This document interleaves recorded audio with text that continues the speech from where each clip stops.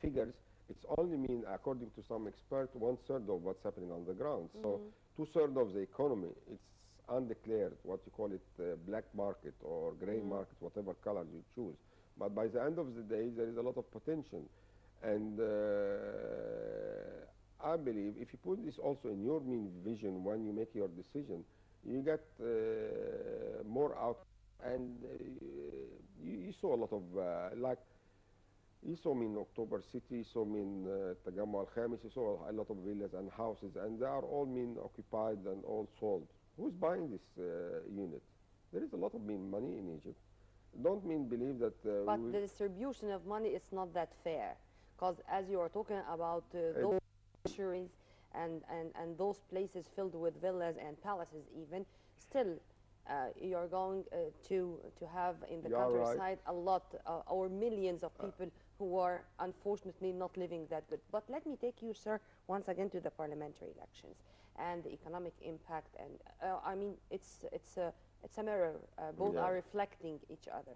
But here, candidates and about the parties and about, unfortunately, the coalitions, the few coalitions we have. Do you think that they do have an economic vision?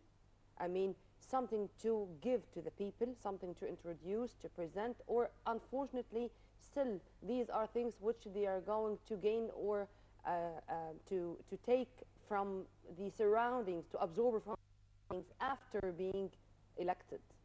You will hear a lot of promise. First of all, none of them has give us any vision. Not only when it comes to economy, not yet nothing. Nothing. They are talking about themselves at this stage. Who is going to be a partner with whom? Who's going to be in this area and the other areas? So they are talking about themselves at this stage and what they are going to get out of it. But hopefully, before the election time, they'll come like usual, give us a lot of promises. Nothing will be implemented on the ground after that. In most cases, of course. I'm not talking about in general, but.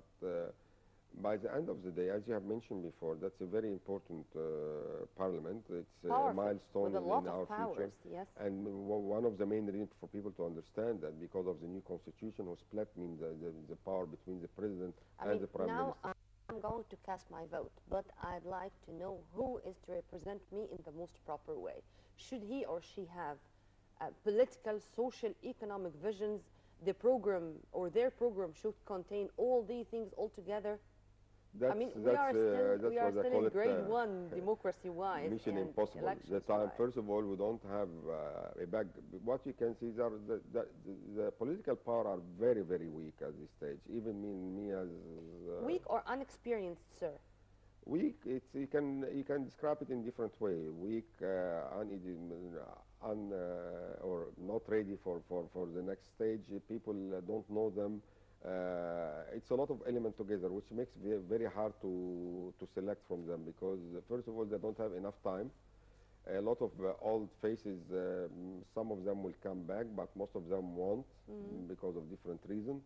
So you have to take your chances and vote for someone most probably you don't know. Maybe you are going to vote on his background, maybe you are going to vote on the list he represents. But definitely, I believe 80% of the cases we will not vote for a person because you believe he has all the elements required to represent you. I don't think this will be the case for this parliament. It will be a wild guess. And I think you are going to select someone because this is the only one you have. Or it will be like the old saying, plug and pray. So vote and pray. That's it for this parliament. I hope I'm wrong, but the timetable, what we are seeing in the media now, we see a lot of problems within the parties themselves. It's today is still premature for a couple of days to see what will happen. But again, we saw a lot of negotiation between the parties themselves for the last few weeks. Just wait and see. We have another week, I believe, within 1 week, 10 days maximum, we start to see many concrete vision, concrete faces, and we hope that injecting new blood. I think it's a double scissor weapon.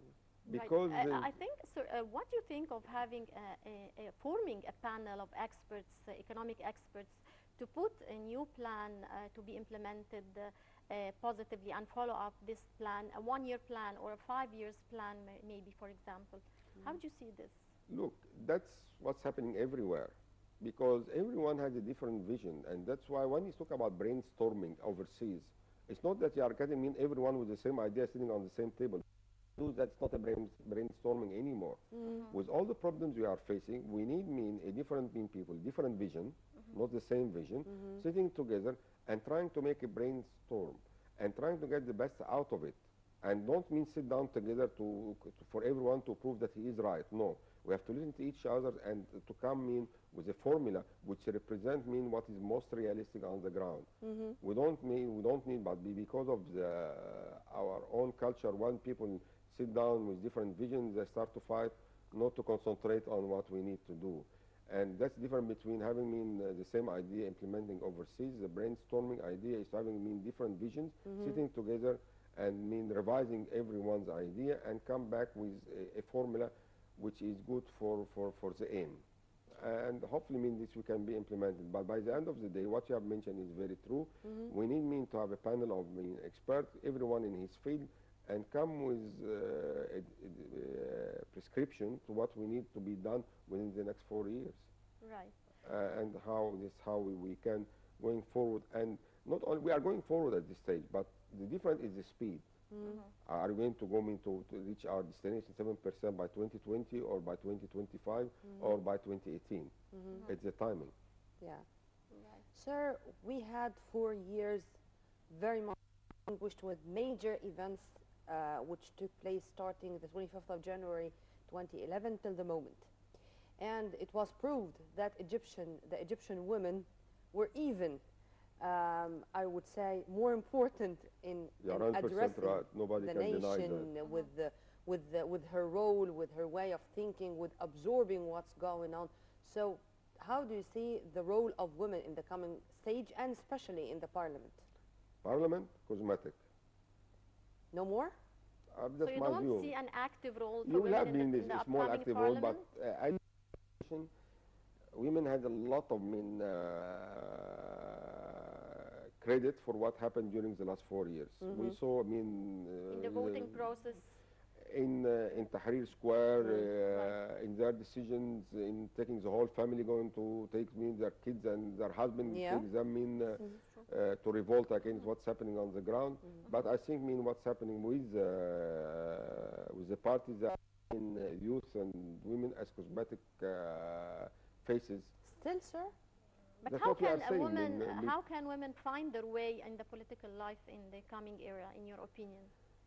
Look, they deserve much more than what they are getting at this stage.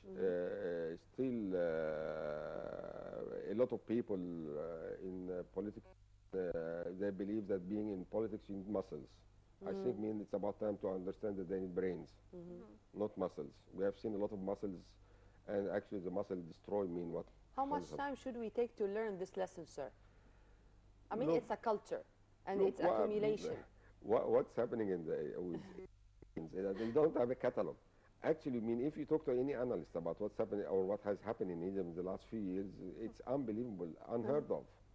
Having two presidents in prison and a new president, or in less than 3 years, actually we waited 30 years to remove one, and now we have 3 in the vicinity, 4 actually, 4 in the vicinity of 4 years. Yeah. So, but I believe, back to your question,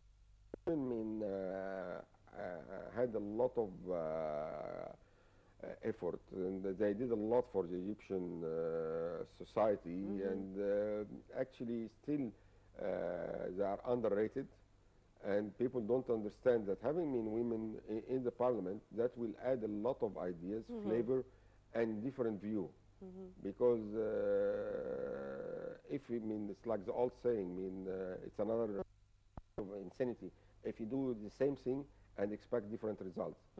It's the same saying it also can be implemented on their view. If you expect to have the same faces and neglect the youth and the women, and just having 50 of them just for the quota and that's it, you expect nothing but the same results. I believe women has shown us that they have the ability, the will, the power, more than most of our men in the last few years. I'm I happy think to they listen to deserve this it. from you, sir. Sorry? I'm happy to listen these words from you. Actually, it's not a compliment. This is a fact. I'm describing what's happening on the ground. This is not even a view or an opinion. We saw that if it to be very unfair if we don't give them credit for what they did. And if you count minimum how many was on the ground during the revolution, at least 60% were women, 20% men's, and 20% between. I'm flattered. Okay. Right, Dr. Mustafa Ibrahim, financial expert, many thanks for your input. Thank you very much for having me this morning. And now we go for this report on the city of Sharm el-Sheikh by Basma Taha.